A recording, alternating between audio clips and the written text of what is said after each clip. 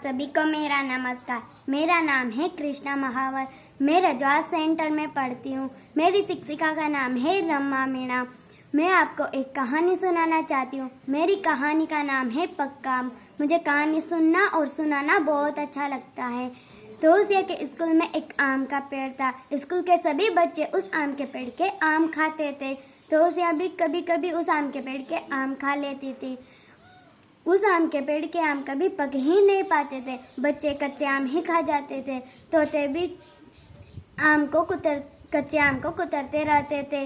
तोसिया भी कच्चे आम पर नमक लगाकर खा लेती थी। तोसिया के स्कूल के पीछे एक छोटा सा तालाब था। उसके किनारे एक बड़ी सी चट्टान थी। उस चट्टान पर तोसिया की माँ कपड़े धोने आती थी।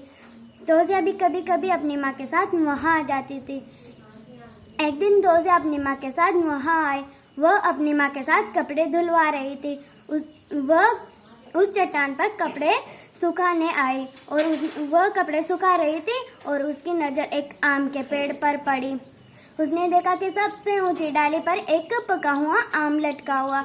नहीं उसको तोतों ने देखा, नहीं कुछ बच्चों ने। उस दिन बहुत धूप थी, इसलिए उनके कपड़े जल्दी ही सूख गए और वो कपड़े सुखा रही थी और उस आम की ओर देख ही रही थी और उन कपड़ों को उठाकर अपने घर की ओर चली गई। वो चलते चलते उस आम को ही देख रही थी। उन्होंने घर पे जाकर खाना पकाकर खाना खाया और सब सो गए। तोसिया चुपके से उठकर उस स्कूल की ओर चलने लगी और वह उस फाटक के पास पहुंच गई। उस दिन बहुत धूप थी, इसके कारण वो उसका लोहा बहुत गर्म हो गया था और वो उस पर चढ़ नहीं पाई। उसने देखा कि मैं चारों दीवारों के साथ साथ चलूं तो मुझे कई रास्ता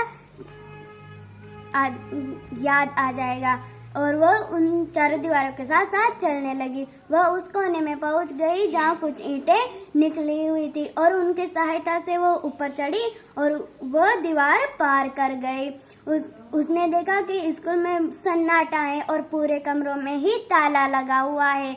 उसको आम के पेड़ पर चढ़ना बहुत अच्छी तरह से आता था और वह ऊपर चढ़ने लगी और वह उस डाली पर पहुंच गई जहाँ वो आम लटका हुआ है और उसने हाथ बढ़ाकर उस आम को तोड़ा और अपने नाक के पास लेके जाकर उसको सूंघ लिया और उसने हाथ में रखकर वो धीरे धीरे नीचे उतरने लगी और उसी पेड़ के नीचे वो बैठकर